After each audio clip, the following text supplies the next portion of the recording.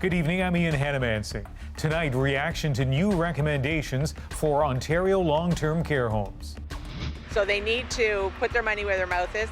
The urgent call for more staff. What kind of jerk would I be to my granddaughter or my great-granddaughter to tell her one day why I didn't fight for the land? Because I was scared. After a court order, Indigenous land protesters dig in. So we're going to do everything possible, but the earlier the better. Think it's too early for Christmas shopping? Not this year. And Alanis Morissette gets real with Tom Power. Anger itself is such a powerful, beautiful emotion that can move worlds, it can set boundaries. On her music, new and old, and the importance of family. This is The National. Devastating, lonely, terrifying. That's how a new report describes the impact of the first wave of COVID-19 in Canada's long-term care facilities, and it could happen again. In Ontario alone, there are outbreaks in 77 nursing homes, with the province's most vulnerable under threat. A commission tasked with getting lessons learned in the spring released its interim report. And the bottom line, as Joanna Remiliotis tells us, the time for action is now. Michelle Wilson says she knows her father didn't have to die. There is cold comfort in today's urgent call that more vulnerable seniors shouldn't have to either. Well, it's bittersweet. It's painful to know that this should have been done a long time ago. Wilson's father was one of more than 50 residents who died of COVID-19 at just one long-term care home in Toronto. He's one of a devastated generation.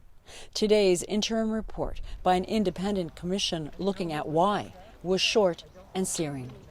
The report to Ontario's Minister for Long-Term Care found chronic issues to blame, namely critical staffing shortages pre-COVID. The immediate recommendations so far, increasing the supply of personal support workers to ensure adequate care, and that a collaboration model should be mandated immediately where local health partners can help homes with infection control. Ontario's health minister says the province is already doing that. If they're having situations where they're having an outbreak, if they're having infection protection and control issues or staffing issues, that hospitals can go in and help out. But advocates say that's a stopgap measure and doesn't address the real issue, a shortage of skilled caregivers and the low pay that drives many away. They just don't have the staffing available. So they need to put their money where their mouth is. They need to get the training, work with the colleges and get those things up and running right away. Long-term care homes say better pay is on the table, but is only one piece of a complicated fix. They need to feel safe, ensuring that the prioritization of the personal protective equipment, ensuring testing in long-term care homes, especially rapid testing. My concern is it's been acknowledged before, but no action taken. As for Wilson, she wants to see action too. It's too late for her father, she says, but not for others. Joanna Remiliotis, CBC News, Toronto. And David Common has been investigating the issue with long-term care closely. And David, the most urgent call here is around staffing. Can the system get enough staff in place in time? No, not in the way they're talking about. There just isn't the supply that's out there. Doesn't mean there isn't stuff that can be done, but they're not going to get to the levels that this commission, that others have talked about. Let's talk about why. Minimum staffing ratios. They do not exist in Ontario long-term care homes, with one exception. You got to have one nurse in each home. So it could be one nurse for 99 residents. We've seen that before. We've also seen those frontline workers, the PSWs, one of them to 25 or 30 residents. That's kind of where you're at. Big problems with recruitment, also with retention. 18 months is the average turnover rate for many of those PSWs in long-term care homes.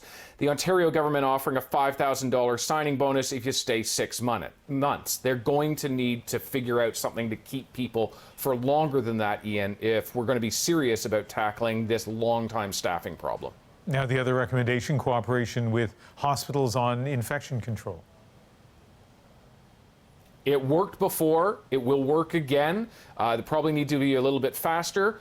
PPE, not the problem this time. It's more about getting staff trained and getting enough of them. It's very high touch, very physical work inside long-term care homes. So the risk of transmission is higher. Just got to have more staff in there to be able to manage that risk. Okay, David, thank you. That interim report comes with winter on the horizon and a mid-autumn COVID situation in Canada that remains potentially dangerous. Today's numbers in line with recent trends, new cases up in much of the West, including a record high in Alberta. New cases in Ontario and Quebec very high but steady. Those flatter curves could be signs of slowing transmission, but they come with a note of caution. We only see what we test for. And in Ontario, testing has recently declined somewhat. The testing rate in Quebec also dropping in recent days. The Prime Minister announcing today an investment of $200 million for made-in-Canada vaccines. The reasonable expectations is that vaccines could start to arrive sometime in the new year. But even then, there will be smaller amounts of doses that will have to be distributed to priority populations. Justin Trudeau also announcing an initial agreement to buy 76 million doses from a Quebec biotech company. There is new doubt about whether the blood plasma of recovered COVID patients can help those still fighting the virus. In a study in India, it didn't save lives, but those findings aren't discouraging Canadian researchers. Vicadopia explains why. Convalescent plasma is extracted from the blood of patients who've recovered from the coronavirus. It's a way to transplant virus-fighting antibodies from one person to another. The procedure has long shown promise. Now an Indian clinical trial found it didn't work. It didn't reduce mortality or progression to severe disease. Normally it takes us a year. This hematologist says the research had one critical flaw. If you just take people that come to you and say, oh, I had COVID-19, I've recovered, take my plasma, and then infuse it into other people with no testing, the vast majority of the plasma that you're going to collect isn't going to have neutralizing antibodies against the virus.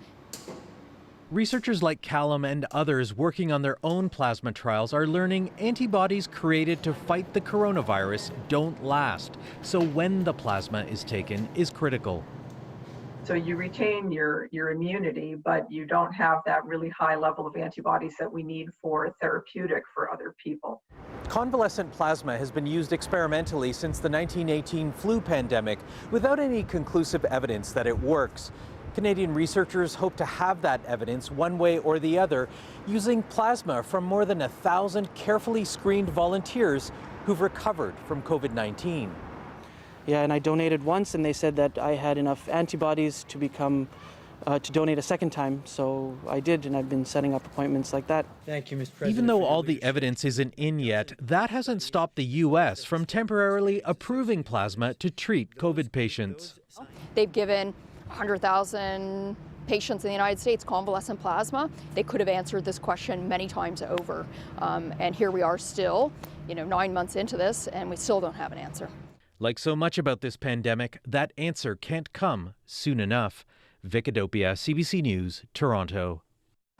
Let's bring in Dr. Samir Gupta, a respirologist who has treated, among others, patients with COVID-19. So convalescent plasma is just one of several treatments that I know doctors have been looking at. Where are we at right now in terms of what you do use to treat patients?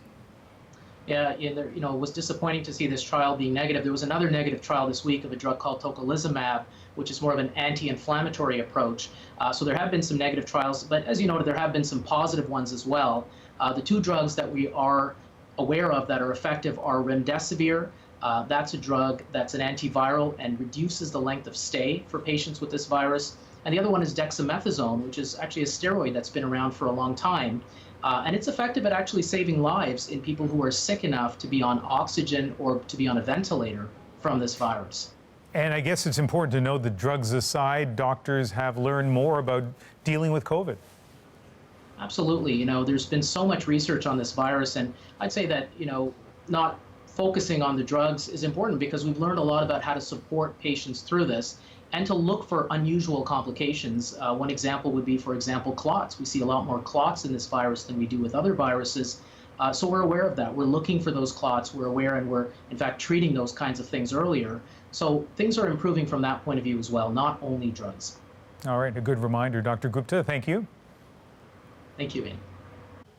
With a crushed bus and a backhoe, Indigenous demonstrators are settling in for the long haul at a housing development in Caledonia, Ontario. They have been there since July, occupying what they say is unceded Indigenous land.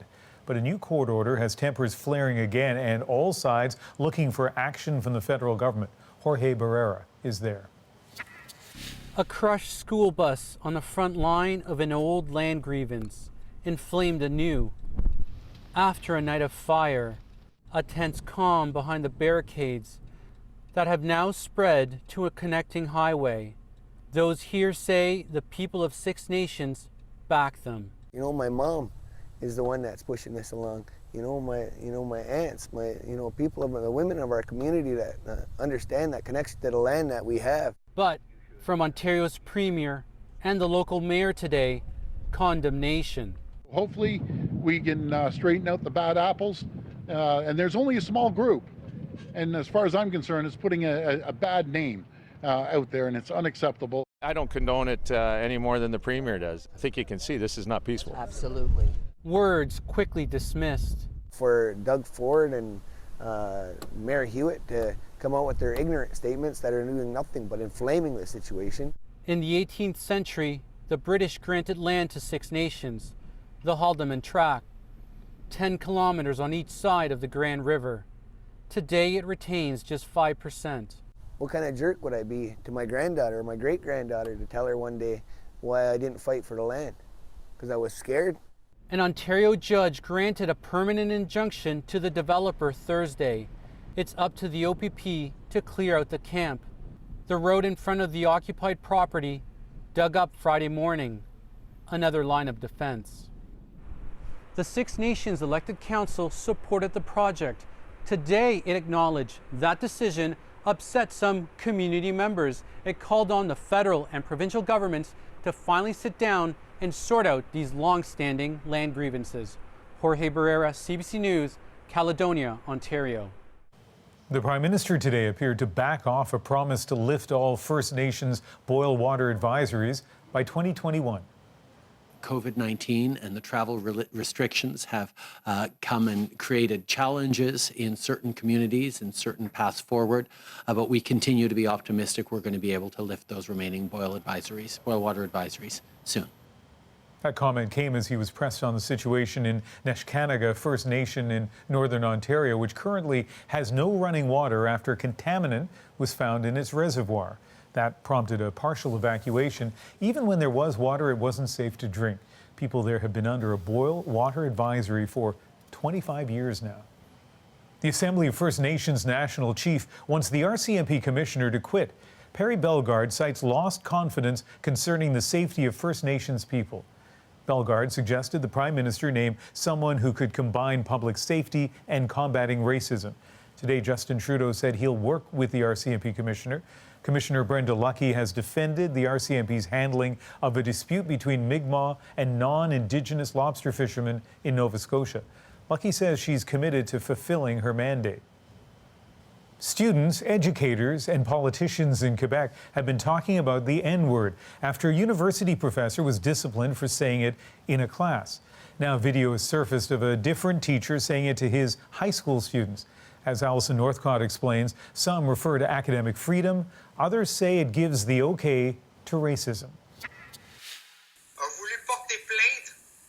In the video, a teacher in an online class says the N-word multiple times in English and French.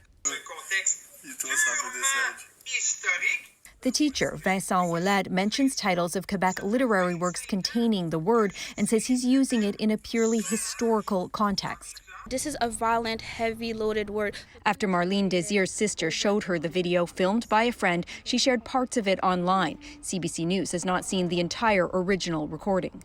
I couldn't believe that a teacher in a school, Henri Bourassa, that is in Montreal North, which has a vastly Black population, would so comfortably and almost with confidence re-say this word. The teacher also mentions the recent controversy at the University of Ottawa, where a professor was suspended for saying the N-word in class, talking about the reappropriation of certain words. In Quebec, several media pundits, political party leaders, and the premier defended the professor in the name of academic freedom. I believe that Sudan may see this as a green light that they're getting from the government to do as they please. I don't think that within a high school is the right place to have that discussion. It's putting too much pressure on them to ask them to make these kinds of decisions too, and to understand the subtleties and the nuances involved. The equivalent of a school board here says in a statement it's taking the situation seriously and working to shed light on what happened. It added neither it nor the teacher were available to comment. Quebec's deputy premier says the government is looking into the situation but maintained its position on academic freedom. It is very important for our teachers and everyone who gives formations in our schools to have this kind of liberty, always respectfully. Some of the teacher's former students have come forward saying they've heard offensive remarks from him in the past, and now there's a petition calling for him to be fired. Alison Northcott, CBC News, Montreal. Canadians in 2 provinces are gearing up for elections. Voters in Saskatchewan go to the polls on Monday, with the Saskatchewan Party seeking a 4th straight majority government. And British Columbians vote tomorrow as the NDP hopes to leap from minority government to majority. Greg Rasmussen looks at how the pandemic in BC has and will continue to play a role.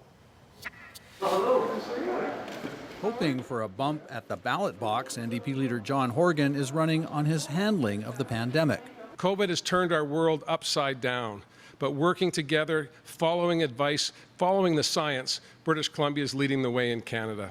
NDP promises include much greater spending on health care and a $1,000 COVID cash benefit for middle-class families.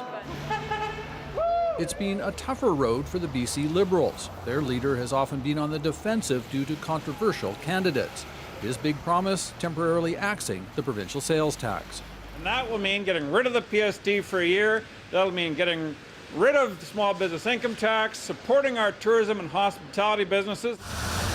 The Greens went into this election holding 3 seats and the balance of power.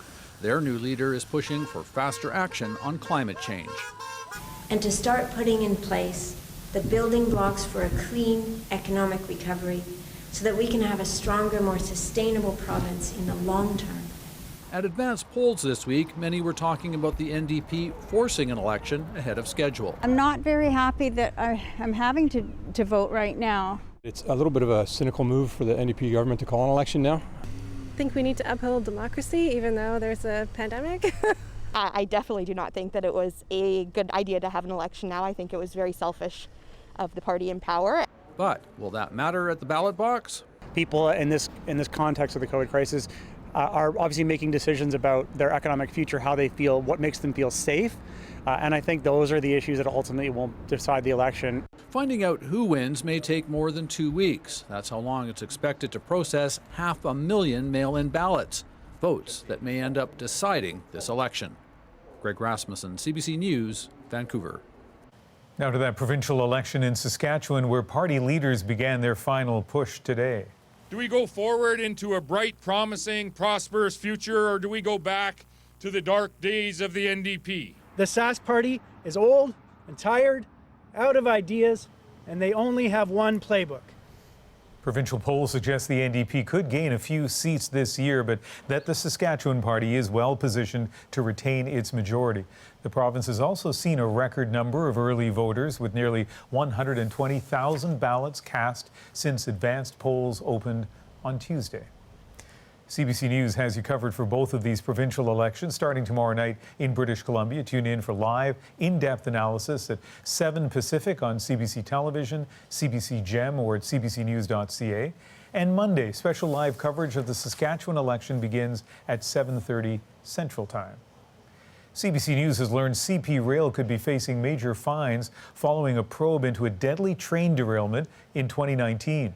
Federal regulators have accused the company of failing to protect its workers and have imposed a deadline for CP to take action. As Dave Seglins reports, the families of those killed in the crash say it's not enough. It's one of Canada's steepest, most dangerous mountain passes. Almost 2 years ago, a 2-kilometer-long freight train with failed brakes ran away and derailed, killing 3 crew.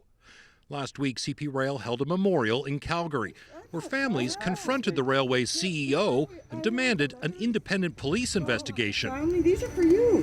We all wrote letters over. CBC News has learned that regulators are taking some action. We've obtained a directive issued last month under Canada's Labour Code. It finds that CP failed to identify and assess the hazards of running trains down that mountain. CP denies it, but if they don't fix it, they could face fines of up to $1 million. Drop in the bucket for those guys. This grieving mother says fines aren't enough and believes there's been criminal negligence by the railway. If there's been criminal malfeasance, I want criminal accountability. A Fifth Estate investigation earlier this year found a string of breakdowns leading up to the crash. The only police to look into it so far have been CP's own corporate police service, and they found no wrongdoing. Well, the Union for Canada's Rail Workers is now calling for the RCMP to step in, and this month the union wrote to all members of Parliament and Canada's Attorney General. We're calling on the Government of Canada to abolish all forms of corporate policing. It is absurd that Canadian Pacific should be able to criminally investigate itself. Obviously, they will never find themselves guilty of anything. The RCMP is reviewing this case, but still hasn't decided whether to open an investigation. I think in 2 years on, I would really like to be at a place where I can accept that my boy is gone. I mean, answers could give us closure. We have been re-victimized for the last 2 years. Dave Secklin, CBC News, Toronto. Thousands in Poland are defying COVID restrictions to protest strict new abortion laws. Next on The National, a second night of unrest as demonstrations spread across the country. Did you forget about me, Mr. Duplicity? And 25 years after Jagged Little Pill, Alanis Morissette on being called an angry white female, and why that album still resonates. This was pre-Me Too. I was willing to talk about it. And forget Halloween. Have you started your holiday shopping? Shop early so you can avoid disappointment. Why this is not the year to procrastinate. We're back in 2.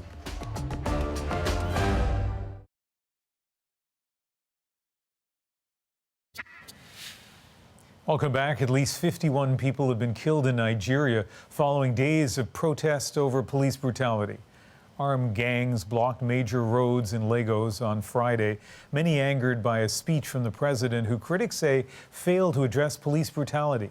Violence in Africa's biggest city has escalated since earlier this week. Protests calling for more widespread reforms of police and an end to corruption. We are expanding the circle of peace so rapidly with your leadership, Mr. President, your able team. History in the making. Israel's prime minister there praising a new U.S. brokered agreement between his country and Sudan. It is the third Arab state to normalize relations with Israel this year in return for incentives from Washington. A signing ceremony is expected before upcoming U.S. elections. This is a fundamental step towards peace and stability in Libya. The United Nations has negotiated a deal between two groups fighting for control over the country. The ceasefire requires all foreign fighters to quit Libya within 3 months. The country has been in chaos since the ouster of Muammar Gaddafi in 2011. In Poland, women were marching in the streets again tonight, protesting what some are calling a rollback of their rights. As Margaret Evans tells us, the country's top court has made already strict abortion laws even more so. Defiance on the streets. Polish women ignoring lockdown rules for the second night in a row to protest a court ruling to make all abortions illegal, except in the case of rape, incest, or a threat to the mother's life. It is another chapter in what critics call a disturbing slide towards authoritarianism in Poland. The governing Law and Justice Party asking a court made up mainly of its own appointees to review the issue. Monika Platek is a University of Warsaw law professor. It is a test. If you can take away the human rights from women, why can't you take the rest of those human rights from the rest of the society? The abortion laws were already strict, mainly allowed only on the grounds of severe fetal defects. But yesterday, the court called even those terminations unconstitutional. This was the moment pro-life activists heard the news. We won, they're chanting. Today, Poland is an example for Europe, said one campaigner, for the world. The Law and Justice Party came to power promising to defend Poland's Catholic character. But opinion polls suggest there is no popular demand for abortion laws to become stricter. This pro-choice activist says she can't imagine a situation where she'd be forced to give birth to a child that was going to die. Twice before in recent years, the Polish government has backed away from further restrictions in the face of mass protests by Polish women. Critics say the government is now using a stacked court to bypass debates in Parliament and pandemic rules to suppress protests. They will be very much surprised, because I don't think that the women will shut up here. Far from an example for the European Union, says Platek, Poland should serve as a warning. Margaret Evans, CBC News, London. Next, the national interview with Alanis Morissette. How are you? How's your pandemic? How's your, oh my gosh. Tom Power talks to the Canadian singer about the power of anger, the importance of family, and why Jagged Little Pill is still such a hit. And later, why you should really start thinking about that holiday shopping.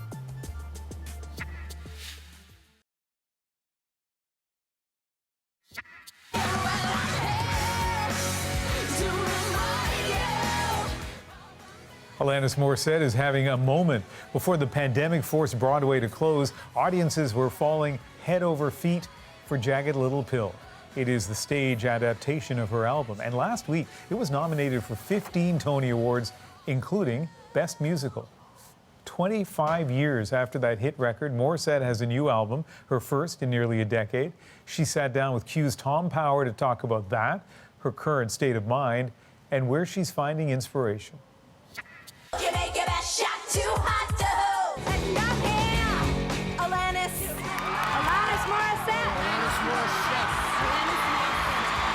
Canadian singer-songwriter Alanis Morissette is back on the scene with a new album. Such Pretty Forks in the Road is her first in 8 years. The songs are mostly optimistic, offering hope in our troubled times. My mission is to keep the light in your eyes ablaze. But also touch on darker periods in the singer's life. These are the reasons I drink. The reasons I tell everybody I'm fine even though I am not. Including her own experience with sexual abuse as a teen. I got to sit down with Alanis Morissette to talk more about it through the comfort and safety of Zoom. Alanis Morissette, how are you? How's your pandemic? How's your, oh my gosh. I find a panacea or a little salve for me is when I serve. So yeah, it depends when you catch me. I'm postpartum activity, moody, empowered, lost, depressed, panic attacked, happy lady. As always, like the rest of us. Yes, exactly. What do you mean by serve when you serve? It could be any form of serving. Writing songs or making art is a form of moving energy. And if you share it publicly, I believe that all artists are social activists. You just released your first album in 8 years at the same time as reissuing the 25th anniversary edition of Jagged Little Pill. And isn't it ironic? Don't you think? When you look back at Alanis then and Alanis now, what's one difference you can pinpoint? I think when the one-dimensionalizing tendency was in full throttle for me in terms of, calling me the angry white female, accurate, one-dimensionalizing though and kind of reductive. So I would say my anger has always been an energy that I love. And I think anger gets such a bad rep because we often equate it with destructive anger, acting and guns and fighting and murder and war, But anger itself is such a powerful, beautiful emotion that can move worlds, it can set boundaries. And the differences between then and now is that, there was this desire maybe from patriarchy or otherwise to reduce what I was doing to one or two things. I don't think it's any surprise to anyone that some of this road has not been easy for you. I'm thinking about your manager embezzling money, people in positions of power that were supposed to be looking out for you, taking advantage of you. What have you learned from experiences like that? Well, I really love trauma recovery work. That's convenient.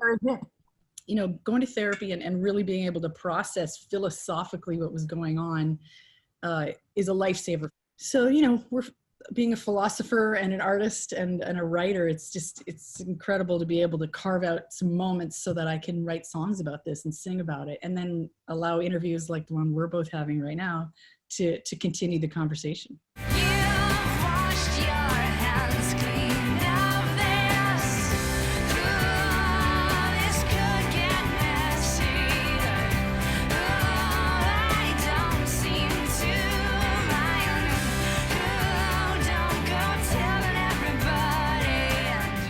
That song continues a theme we've heard you sing about before, you know, along the lines of sexual abuse. How did Hands Clean go over with people when it first came out? I thought that it would kickstart a pretty robust conversation about recovery from sexual abuse in general, but I think it just kind of slipped past. This was pre-Me Too. I was willing to talk about it. I would talk about it to the degree that it might support people or stop future horrifying moments. And a big pet peeve of mine is when I hear people say, why did this woman wait 30 years? I'm like, first of all, she didn't wait. She was saying things all along. Nobody was listening. Have you felt a shift in how these stories are even being heard in light of the Me Too movement? I think there's still so much stigma. There's a lot of victim shaming. So, you know, for me, it's about letting people know that if a woman waits or a man waits for 10 years, 20 years, 30 years, 50 years to share the truth of their experience in their childhood or otherwise, that's fast. You know, the fact that they remember it all is a great gift. And the fact that they're listened to and honored. I mean, we're still in patriarchy. It's still pretty molassesy in here, but we're moving. And I'm here to remind you of the mess you left when you went away. It's not fair to deny me of the cross I bear that you did to me.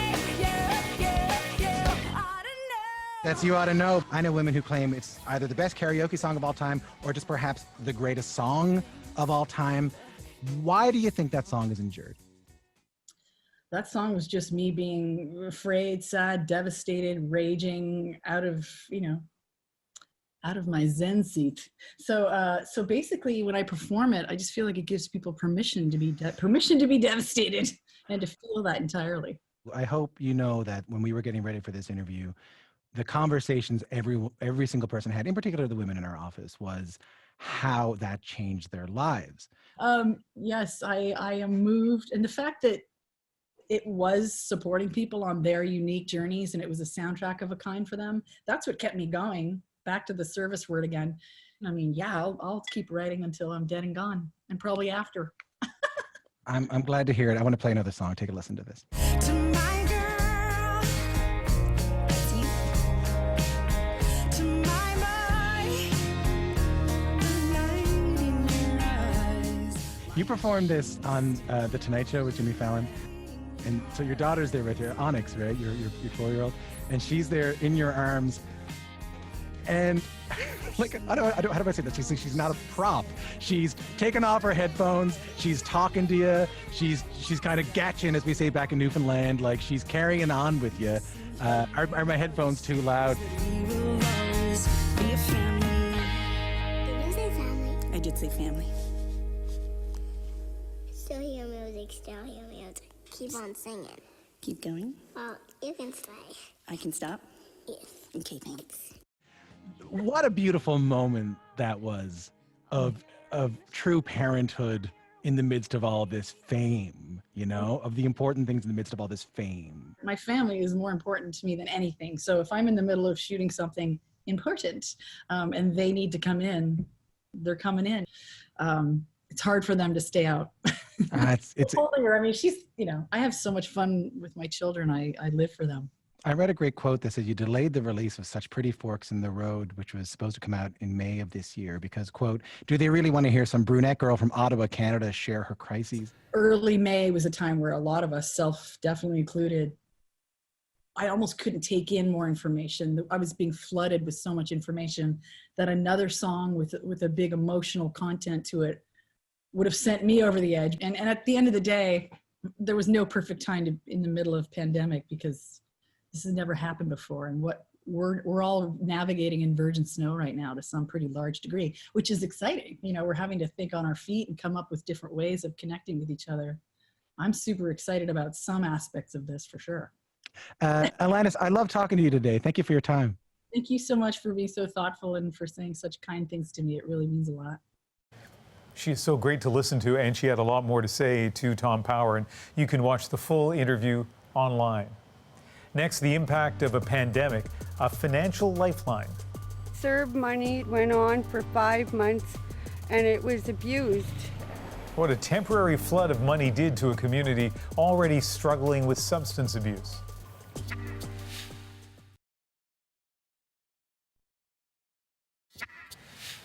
During its more than 6-month lifespan, the Canadian Emergency Response Benefit paid out about $80 billion in benefits to nearly 9 million people.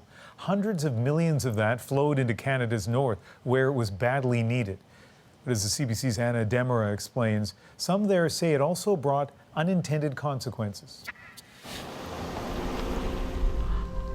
Wilfred Simon drives his clients to Mission Island, an oasis outside Fort Resolution. I remember an elder telling me when I was young, the water of life is very important to us Denny people. Simon brings clients to this church to talk, to heal. He's an addictions counselor in the small community. 25 years ago, Simon was addicted to drugs and alcohol. I sat in this chair a few times. He came here to find some help. This was from our old church, too.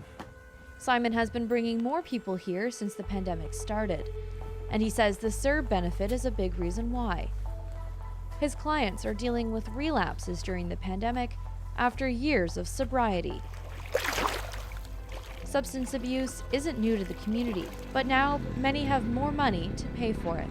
The federal government didn't ask applicants to prove they lost their job during the pandemic before getting the benefit, which Simon says made it very easy to get. If you were in the middle of your addiction and you had received CERB money, what would you do with it? I'd probably drink it all up right away. What have you noticed with your clients that are going through what you went through with addiction and how they're reacting to receiving this money? I think most of my clients are doing the same thing, drink it all up. This isn't unique to Fort Resolution. Indigenous leaders in the Northwest Territories have been talking about this for months. For people like Sharon Lafferty, the CERB benefit was a lifeline. I didn't know how long the pandemic will be, so I accessed that funding, and I personally spent it on survival. She used the benefit to connect her home to internet for the first time, to buy a new laptop for her son. This, too, was an unintended consequence of the CERB benefit. People like Lafferty could afford services that they couldn't before. Still, she saw that cash bring problems to her small town. CERB money went on for 5 months, and it was abused. And the community cannot say or deny that we had social problems. Lafferty says bootleggers drive the streets at night, hoping to take some of that CERB money for themselves. Some nights, Lafferty was too scared to look out the window, thinking she'd see more violence right outside. I don't really want to elaborate because then it exposes everybody else on the block, but it was something I don't want to experience again. The town is taking the issue head on. They're offering addictions treatment workshops at Mission Island. The town is also coming up with creative ideas to get people working. Small projects that are making a big difference. One of the things around the community was to try to establish some sort of community pride. Any individual that wants to come to work for us can just come show up at the office and we try to put them to work. CERB is over. The government transitioned the payments into employment insurance programs. But the problems in Fort Resolution will endure. There's going to be more social problems because of this, and I'm just hoping that our community will work together so we have some type of plan to save the community from being in poverty. Maybe that community plan could be one more unintended consequence of the CERB, a permanent change in Ford resolution that would make life better for its people. Anna Demara, CBC News, Ford resolution. Next on The National, a major Canadian retailer goes bust mid-pandemic. And a look at how COVID-19 is going to change the holiday shopping season. Time to start making a list.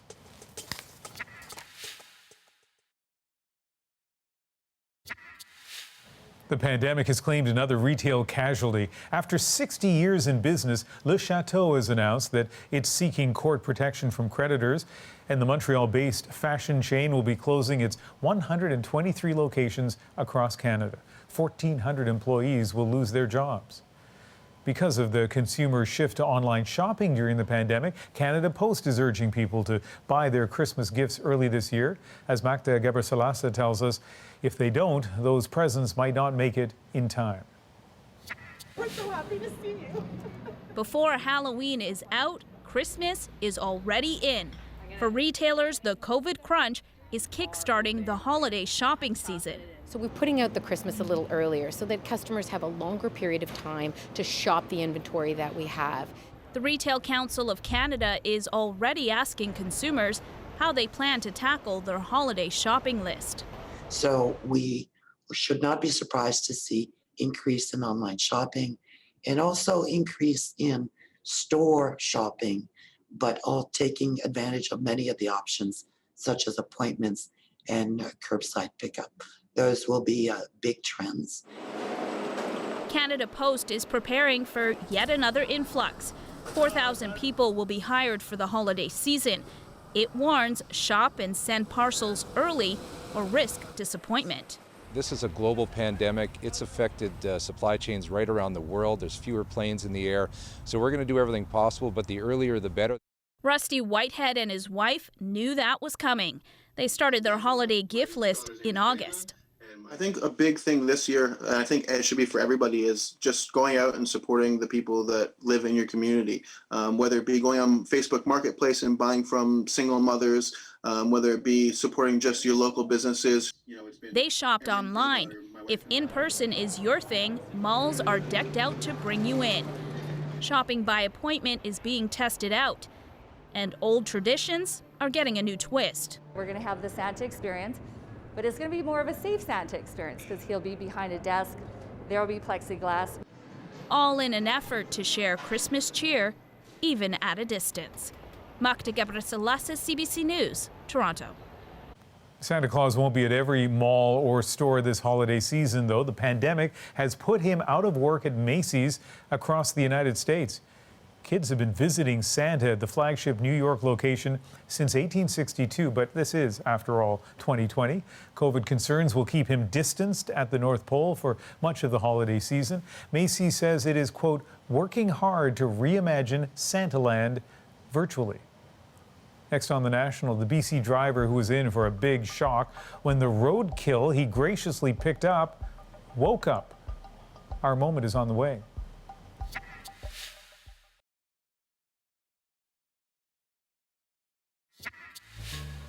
These are the eyes of a bird that was presumed dead on a BC highway. Not so, as it turned out. A driver found the apparently lifeless bald eagle and was taking it to get help. A bit of a shock then when it revived in the back of the moving vehicle, and that's our moment. I was driving for about 15 minutes with him awake in the back. So now I'm really excited because it's now gone from a death to now a rescue. For an instant, I thought it was a skunk. And then I realized, wow, it's a bald eagle. So I did a U-turn and I came back. So I picked him up and I put him in the back of my van through the side door. I heard a noise. I looked back and I got this bald eagle staring at me. So I'm like, whoa. But then I got my camera and I took pictures of him. And every minute you're driving, you wonder, well, is he going to start getting lively? But he stayed calm. And then I asked Owl, like, how's he doing? Has he been rambunctious or anything? And he's being well behaved for them too. So the bird has a pretty calm demeanor, which is nice. When we put him in the dog crate and took the towel out, he actually for the first time stood up and then tried to spread his wings. So then at that point, I got really excited because I'm like, wow, he's getting better and there's hope for him, right? So just how excited is he? Well, this is his third raptor rescue. The other two birds managed to be rehabilitated, and he's hoping, of course, the same thing happens here. Tonight, that eagle is at a place called Owl, which is a nonprofit center for helping nurse birds back to life. That is the National for October the 23rd. I'll be back here on Sunday night and also on CBC Radio Sunday afternoon with Cross Country Checkup. Good night.